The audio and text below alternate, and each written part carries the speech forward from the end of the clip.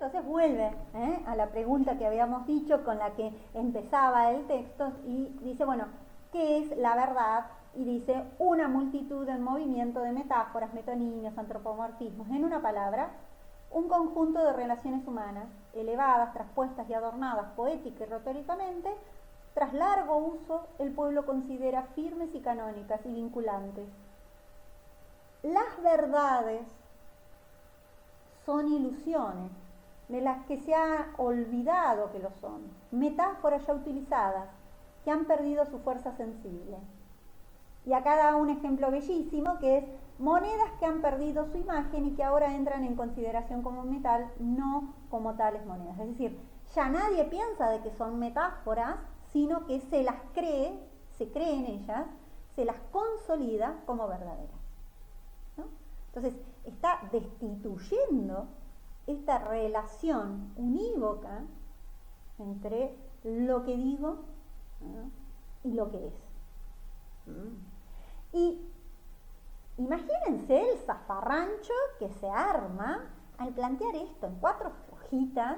Está destituyendo el concepto de verdad de la ciencia, está destituyendo la ciencia. Por eso era que decíamos, bueno, hoy por hoy el concepto de verdad se ha puesto en discusión porque ha entrado en dominio esta concepción del lenguaje. Bueno, ¿quién había puesto en discusión eso sobre la verdad? Nietzsche, en varios textos, pero en este es donde está más claro cómo lo cuenta, ¿no? Esta idea de ahora bien, el hombre olvida que su realidad es esta, en consecuencia miente de la forma señalada inconscientemente y de acuerdo con hábitos seculares, y precisamente a través de esta inconsciencia y de este olvido llega el sentimiento de la verdad. En este momento somete su acción como ser racional al poder de las abstracciones. Abstracciones, decíamos, los conceptos hace un rato, ¿no? Ya no sufre ser arrastrado por las impresiones repentinas, ¿no? Es decir, nosotros estamos frente al mundo, ¿no? Frente a ese mundo, lo deben haber ya visto en teoría de la comunicación, ¿no? Según el empirismo, nosotros frente al mundo, ¿qué tenemos? Recibimos impresiones, ¿no? Tocamos lo que tiene tridimensión, observamos tanto la tridimensión como la bidimensión, podemos gustar algo, podemos oler, podemos escuchar, ¿no? Es decir, nuestros sentidos reciben impresiones de ese mundo exterior. Esas impresiones, nosotros inmediatamente después que las percibimos, las convertimos por todo un proceso cognitivo en un concepto. Entonces decimos, eso es una computadora, ¿no? Yo toqué una superficie rectangular que tiene un volumen, que tiene una pantalla que puedo ver imágenes que puedo ir cambiando, que tiene un teclado. Lo fui tocando, lo observé, lo escuché, y todas esas impresiones pasaron por digamos, una serie de operaciones que hace nuestro intelecto, y tenía, porque fui aprendiendo cuando era chiquitito, chiquitita, ¿no?, chiquitite, nos van enseñando a hablar, y cuando nos enseñan a hablar, nos enseñan las distintas palabras. Entonces, ahí eso es una computadora, ¿no? Entonces te dicen computadora, perro, mesa, ¿no? Primero enseñan mamá, papá, ¿no? Todo eso que van enseñando, nos están enseñando a movernos en el mundo, nos están enseñando abstracciones. La computadora y hay tanta variedad de computadoras en el universo, ¿no? Sin embargo, a todas las llamamos de la misma manera. Bien, eso es lo que está diciendo. En este momento somete su acción como ser racional al poder de las abstracciones. Yo abstraigo todo eso que conozco, porque si no sería imposible vivir de esa cantidad de estímulos, y construyo abstracciones que son conceptos. Ya no sufre ser arrastrado por las impresiones repentinas. ¿Por qué? Porque yo lo conozco al mundo. Entonces yo ya voy como, yo me presento al mundo con conceptos. No lo descubro. El niño, no sé si han tenido oportunidad de estar con niños chiquitos que están aprendiendo el lenguaje, ¿no? 2, 3 años, que van descubriendo el mundo. Es bellísimo cómo se asombran del mundo. Bueno, nosotros los adultos ya dejamos de asombrarnos porque hemos aprendido lamentablemente, ¿no? Esta abstracción, entonces a todo le ponemos nombre. Estamos permanentemente nombrando, dice. Ya no sufre ser arrastrado por las impresiones repentinas, por las intuiciones.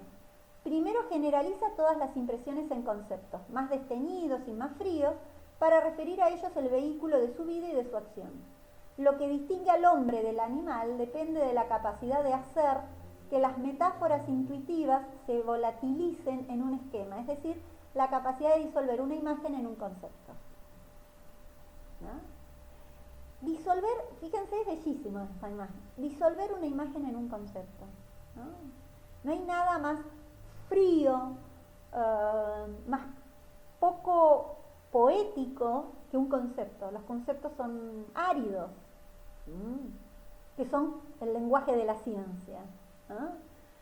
El lenguaje del arte es el concepto, es el lugar de lo individual. En cambio, el lenguaje, el lugar de las ciencias es el lugar de esa generalidad, es el lugar del árbol. El arte te dibuja un árbol y en ese árbol uno encuentra todos los árboles, ¿no? Bien, vuelvo al texto entonces decíamos, acá interesante, cómo el hombre no ve la realidad tal cual es, sino que la ve a partir de estas abstracciones. Y que perdimos también esa capacidad de asombro, necesaria para seguir conociendo, porque nos quedamos con que eso es lo que es. Entonces, a diferencia de ese niño que está descubriendo el mundo, nosotros no descubrimos nada. Entonces se vuelve bastante complicado, ¿no? Vivir. El gran edificio de los conceptos presenta la regularidad rígida. Bien. Sigue así. Dice, la verdad equivale a utilizar los dados de acuerdo con su denominación, a contar exactamente sus puntos, a formar denominaciones correctas y no atentar en ningún caso contra el orden de las castas y las series de las clases. Cada pueblo tiene sobre él un cielo similar de conceptos matemáticamente repartidos. Si alguien esconde una cosa detrás de un arbusto y la busca y la encuentra en el mismo lugar, esta búsqueda y este encuentro no presentan muchos elementos de admiración. Esto es lo que sucede con la búsqueda y descubrimiento de la verdad en el ámbito de la razón. ¿No? Y acá da el ejemplo. Cuando doy la definición de un mamífero y tras examinar un camello declaro, he ahí un mamífero. Evidentemente se ha producido, dice, ven que doy vuelta a la página, un descubrimiento de la verdad. Pero la misma es de valor limitado. Quiero decir que es totalmente antropomórfica. No contienen ni un solo punto que sea verdadero en sí, real y de validez universal, prescindiendo del hombre, ¿no? Porque tiene que ver con una definición de mamífero, ¿no? Su método consiste en considerar al hombre como medida de todas las cosas. Olvida calidad de metáforas, de las metáforas intuitivas originales y las toma por las cosas mismas, ¿no? Solo por olvidarse en tanto sujeto y precisamente en cuanto sujeto de la creación artística puede el hombre vivir con cierto reposo, seguridad y contento. Es decir, ¿por qué soy feliz y estoy tranquilo? Porque vivo en un mundo, se me hizo muy largo este video, porque vivo en un mundo en donde yo ya sé con lo que me voy a encontrar. Tengo nombre para todo, tengo palabra para todo. Y bueno, apareció este virus, que ni siquiera teníamos nombre, que se le empezó a poner este nombre porque es parecido a otro, pero no teníamos la receta, la respuesta, ¿no? Y nos tensionó todo, ¿no? Fíjense, cómo la naturaleza, esto que volvíamos a esos textos que veíamos al principio, ¿no? Cómo la naturaleza, frente al hombre que quiere dominarlo todo, y en ese querer dominarlo le pone nombres a las cosas. Nombrar es una manera de dominar. Es una manera de asir, ¿no? Entonces, y olvidarse que eso es un nombre, y no es la esencia de la cosa, lo que a la cosa la hace. Último. Bueno, de esta manera llega a esta concepción de la verdad. ¿Qué va a pensar sobre la verdad? Sacándola de esa conexión con la ciencia, ¿no?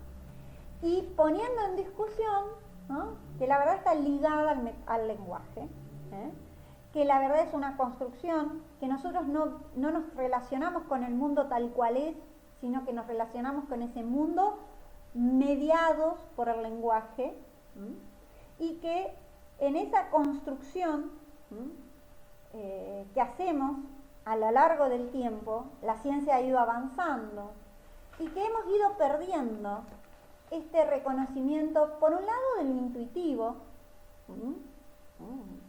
de el valor que le damos a nuestros sentidos.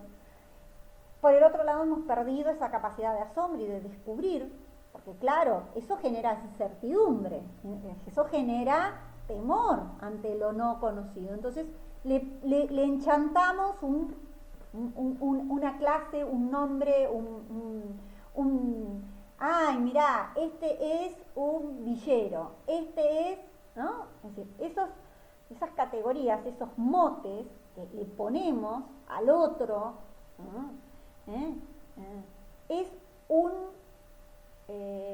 esto es una mujer. Y lo que no entra en ese lugar, en esa definición, le tengo que poner otro nombre. Si se escapa de ese concepto, ¿no?, digo, pero esto es algo anormal, ¿no? Bueno, ahora que estamos poniendo en discusión esta idea de las identidades, ¿qué es la identidad? Es cuando algo pasa a ser nombrado, pasa a ser definido, ¿no? Es decir, tiene una especificidad, ¿no? Y si yo me olvido de que eso en realidad es un nombre, es una construcción, me quedo, como cuántos escuchamos que todavía están rezongando el lenguaje inclusivo, y se quedan con que la academia y con que antes se hablaba de otra manera, y que, ¿no? Es decir, se olvidan de que el lenguaje en realidad son nombres que se van poniendo y que es tan volátil, es tan cambiante como los seres humanos. Pero no solo el lenguaje, va a decir Nietzsche. El lenguaje es a partir del cual yo construyo verdad. Entonces, lo que se considera verdadero son metáforas, que nos olvidamos de que eran metáforas. Entonces ahí es lo interesante de ese juego, porque después se va y vuelve al mito, arma mucho ejemplo, y me parece que en eso no van a tener inconvenientes, y finalmente me voy ya para el último párrafo, y dice: hay épocas en las que el hombre racional y el hombre intuitivo están muy próximos, el uno por miedo a la intuición, el otro por desprecio de la abstracción. El último es tan irracional como el primero insensible al arte. Entonces, ¿no?, él viene hablando sobre el hombre intuitivo y el hombre racional, ¿no? Está poniendo en duda ese hombre que era todo. Dice: cada vez que el hombre intuitivo, como sucedía en la antigua Grecia, maneja sus armas con más poder y con mayores triunfos que su adversario, puede formarse en circunstancias favorables una cultura y fundarse el predominio del arte sobre la vida, el enmascaramiento, la negación de la indigencia, el brillo de las intuiciones metafóricas y en general la inmediatez de la ilusión acompañan todas las manifestaciones de la vida en cuestión. Ni la casa, ni el porte, ni el vestido, ni la jarra de arcilla, indican que la necesidad les alcanzó. Parece como si en todos ellos hubiera de manifestarse una felicidad sublime, una serenidad olímpica y al mismo tiempo un jugar con lo serio. Mientras el hombre dirigido por los conceptos y las abstracciones se limita a defenderse de la desgracia sin que tales abstracciones le proporcionen felicidad, mientras aspira a alcanzar la máxima liberación del dolor, el hombre intuitivo, situado en medio de una cultura, obtiene de sus intuiciones, además de la defensa con el mal, una iluminación incesantemente fluente, una expansión, una redención. Cierto que cuando sufre, sufre más, incluso sufre con más frecuencia, ya que nunca aprende de la experiencia y se cae una y otra vez en la misma fosa en que cayó. No tienen un rostro humano móvil y animado, sino que lleva una máscara de rasgos dignamente proporcionados. No grita y ni siquiera altera su voz. Cuando un auténtico nublado descarga sobre él, se resguarda en su capa y se aleja caminando lentamente bajo la tempestad. ¿Qué está planteando? Más allá de esta diferencia entre el hombre racional y el hombre intuitivo, a mí me interesa que puedan observar esta concepción de verdad vinculada a una voluntad de poder, ¿no? Y les dejo acá esta frase sacada del Lex Homo con la que empecé. Dice: la voluntad de verdad tiene necesidad de una crítica. Definamos así nuestra tarea. Hay que intentar de una vez poner en duda el valor de la verdad. ¿Qué quiere el que busca la verdad? ¿No? El concepto de verdad, ¿no? ¿Será posible? Nos parece en definitiva que el problema no había sido planteado hasta ahora.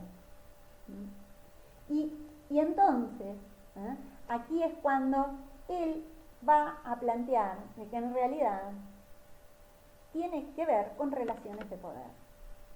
El que tiene poder es el que instala lo verdadero, el discurso de la verdad, el campo de la ciencia, ¿no?